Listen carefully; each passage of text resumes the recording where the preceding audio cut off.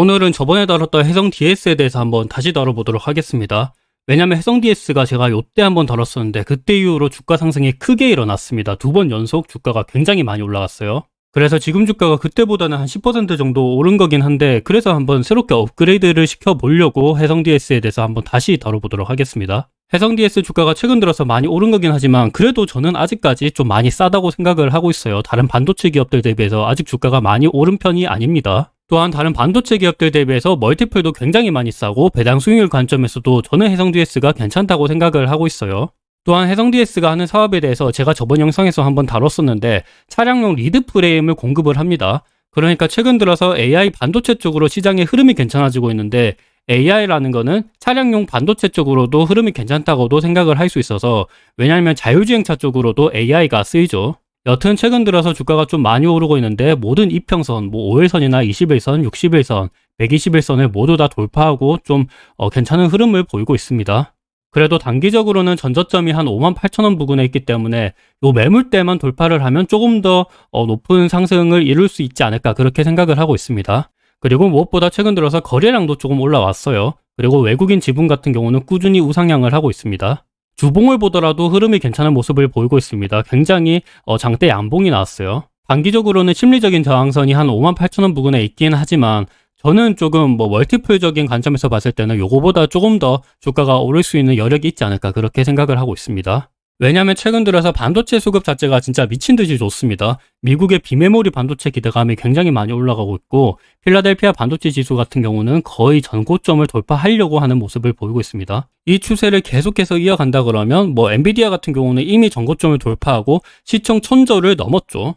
AMD나 ASML, TSMC 모두 다 좋기 때문에 우리나라 반도체 기업들도 좀 좋지 않을까 그렇게 생각을 하고 있습니다. 우리나라 코덱스 반도체 ETF 같은 경우도 최근 들어서 흐름이 굉장히 좋은 모습을 보이고 있습니다. 2020년도 때 코로나 때 좀 많이 하락했던 게 2020년도, 2021년도 때 굉장히 좋은 유동성을 바탕으로 주가가 많이 올랐었죠. 그리고 금리 인상 때문에 주가가 많이 떨어졌다가 최근 들어서는 좀 좋은 흐름을 보이고 있습니다. 아무래도 AI 반도체 쪽으로 수급이 많이 몰리고 있는데 비메모리 반도체가 많이 쓰이면 거기에 따라서 메모리 반도체도 많이 쓰이고 반도체를 쓰이면 반도체 기판 그리고 자율주행차 쪽으로도 긍정적인 흐름이 연출이 될 수 있어서 해성 DS의 리드 프레임의 수익도 괜찮아질 수 있지 않을까 그렇게 기대를 하고 있습니다. 특히나 D램이랑 낸드 가격의 하락이 조금씩 둔화되고 있어요. 원래 계속해서 D램이랑 낸드 가격이 쭉 떨어지고 있었는데 최근 들어서는 어느 정도 좀 귤기가 옆으로 누웠습니다. 그래서 이 점도 우리가 좀 진짜로 반도체 상황이 악화되는 게 이제 진짜 바닥이지 않을까 생각을 해볼 수 있을 것 같습니다.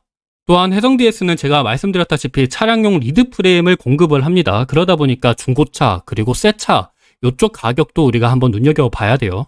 보통 중고차 가격은 신차 가격을 방어해주는 역할을 해줄 수 있습니다. 왜냐하면 중고차 가격이 오르면 그만큼 신차 가격이 안 떨어지게 할 수 있는 그런 요인이 될 수가 있어요. 물론 최근 들어서는 테슬라가 좀 치킨캠을 걸다시피 가격을 엄청나게 많이 하락을 시켜서 신차 가격도 좀 떨어진 경향이 있긴 하지만 그래도 전통적으로는 중고차 가격이 많이 올라가면 신차 가격도 어느 정도 거기에 따라서 영향을 주긴 했습니다. 근데 최근 들어서 5월달 소비자 물가 지수가 나왔는데 중고차 물가는 많이 안 떨어지고 있습니다.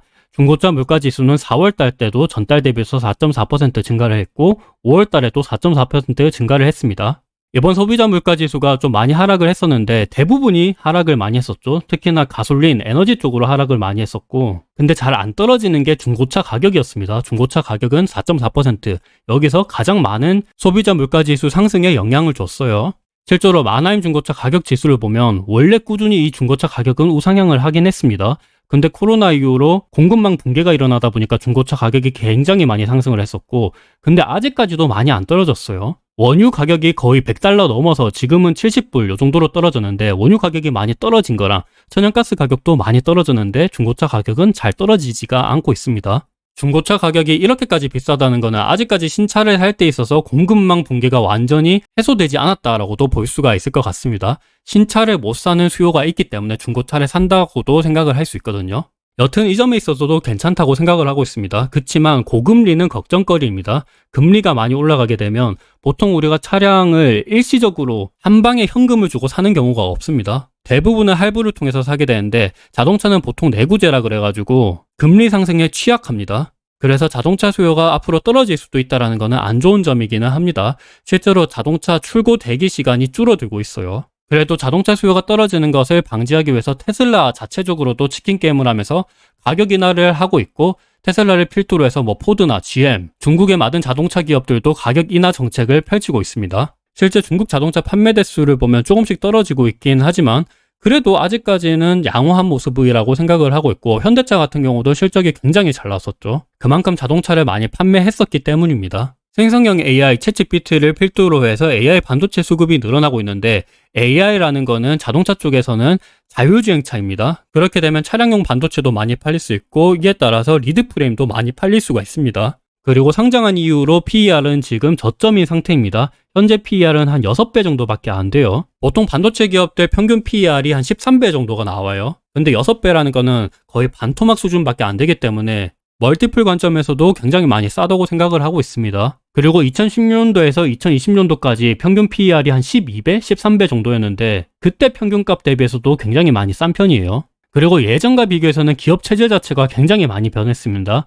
영업이익이랑 순이익 기준으로 2016년도에서 2020년도까지는 100억도 못 벌었습니다. 근데 지금은 고점 대비해서 많이 떨어져도 한 300억 벌고 있어요. 금리 인상으로 인해서 반도체 수급이 안 좋다 보니까 굉장히 실적이 안 좋아지긴 했지만, 최근 들어서는 실적 개선에 기대감이 생기고 있기 때문에 300억에서 떨어져봤자 한 200억에서 300억이지 않을까 그렇게 생각을 하고 있고, 그 이후로는 조금씩 다시 오른다 그러면 과거랑 비교했을 때는 기업 체제 자체가 많이 변했기 때문에 PER이 그래도 한 평균 정도까지는 올라가야 되지 않을까 그렇게 생각을 하고 있습니다. 또한 주가랑 EPS는 같이 움직이게 되어 있어요. 주가는 EPS 곱하기 PER입니다. EPS가 오르면 당연히 주가가 올라요. 그래서 장기적인 패턴을 보면 EPS랑 주가는 같이 움직였습니다. 근데 주가가 최근 들어서 먼저 올라갔습니다. 왜냐하면 주가라는 거는 심리적인 거기 때문에 주가는 항상 먼저 실적에 선행을 합니다. 그래서 이 점을 보더라도 순이익이 EPS가 조금 더 다시 오를 수 있지 않을까 그렇게 기대를 하고 있습니다. 만약에 EPS가 오르지 않고 옆으로 긴다 그러면 주가는 떨어질 수도 있긴 합니다. 그래도 최근에 반도체 재고가 어느 정도 바닥을 형성할 수도 있지 않을까 이렇게 기대감이 나오고 있고, 비메모리나 메모리 반도체 쪽으로도 시장의 심리가 좋아지고 있고, 그리고 시장의 컨센서스를 보더라도 3분기부터 실적이 바닥을 형성하고 다시 개선되지 않을까 그렇게 기대를 하고 있거든요. 그래서 이 점도 한번 참고 삼아 보시면 좋을 것 같습니다. 그렇지만 해성DS는 아직까지 돈이 그렇게 많은 기업은 아닙니다. 아직까지 돈을 계속해서 쌓아가고 있는 중이에요. 작년 말 기준으로 유보율이 426%입니다. 그리고 올해 1분기 기준으로는 좀 올라왔죠. 440%까지 올라왔습니다. 그래도 개인적으로는 한 유보율이 1000% 정도는 나와야 된다고 생각을 하고 있는데, 440% 유보율은 그렇게까지 좀 탄탄하다고 볼 수는 없어요.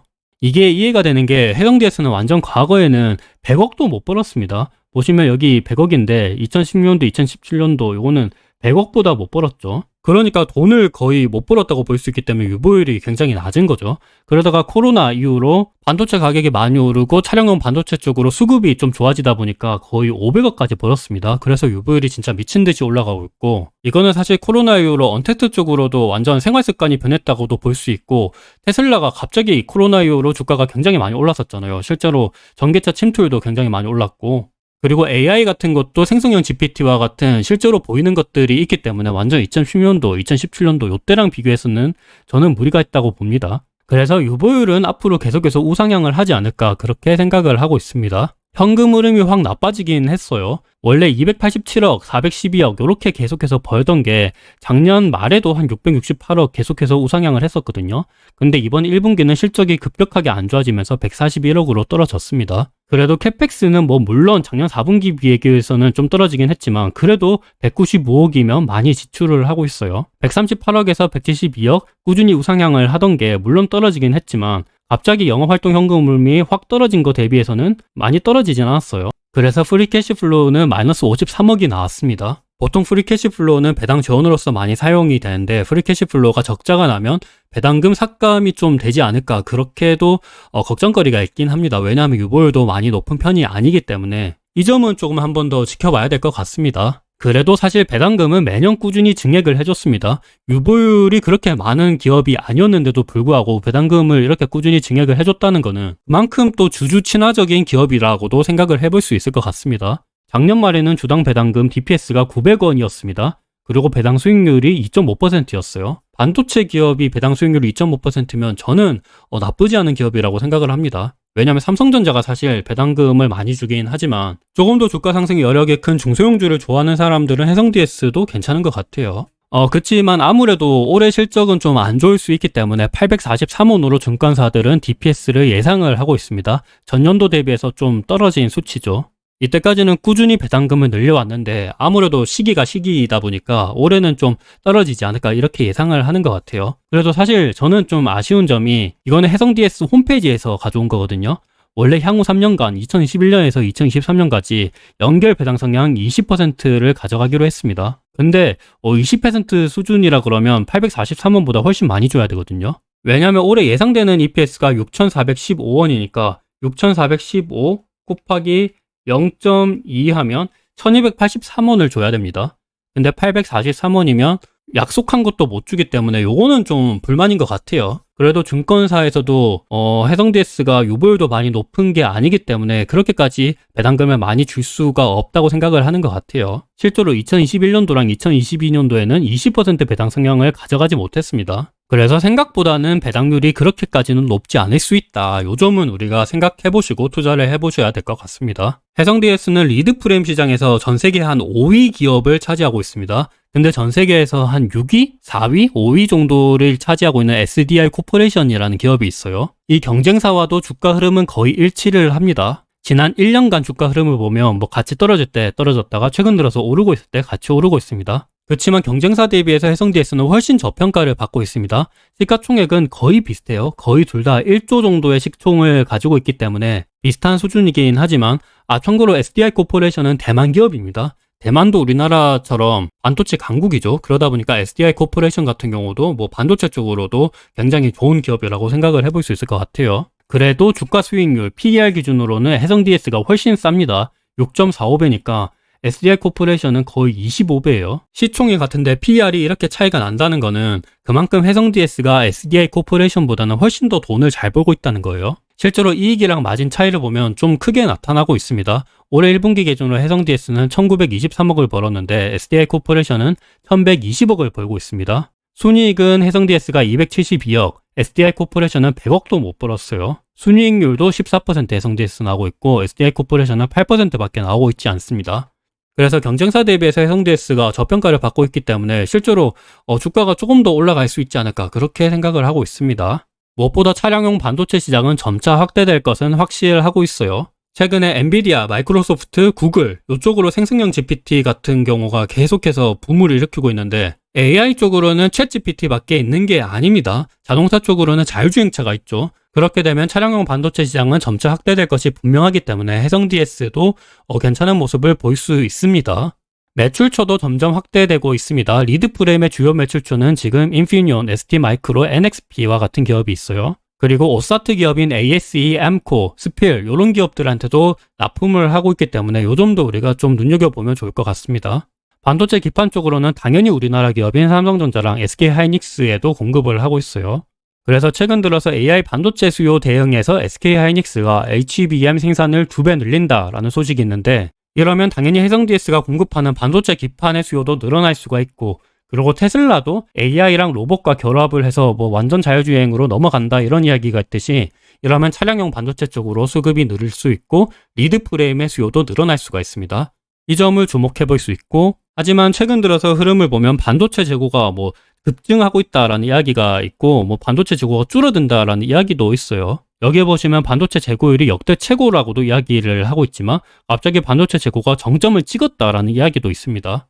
실제로 증권사들이 예측하는 SK하이닉스의 실적을 보면 어떤 증권사들은 1조 예상을 하고 있고 또 어떤 곳은 갑자기 15조 이렇게 예상을 하는 증권사들도 있어요. 그만큼 반도체 시황을 예측하는 거는 힘들다고도 생각을 할 수 있기 때문에 그래도 저는 긍정적인 게 실제로 심리 자체가 좀 많이 개선을 하고 있어서 그 점을 보면 해성DS도 우리가 관심 있게 눈여겨보면 좋을 것 같습니다. 무엇보다 차트적으로 봤을 때 물론 최근 들어서 좀 많이 오르긴 했지만 상승 추세를 이어가고 있고 외국인 지분도 늘어나고 있고 그리고 거래량도 조금씩 붙고 있기 때문에 이 점을 우리가 눈여겨보면 좋을 것 같습니다. 여튼 오늘은 해성DS라는 기업에 대해서 다뤘는데 저번에 다뤘던 해성DS가 그래도 주가가 좀 많이 올라서 저는 기분이 좀 좋습니다. 오늘 영상이 어느 정도 도움이 되셨으면 좋을 것 같습니다. 다들 성투하세요.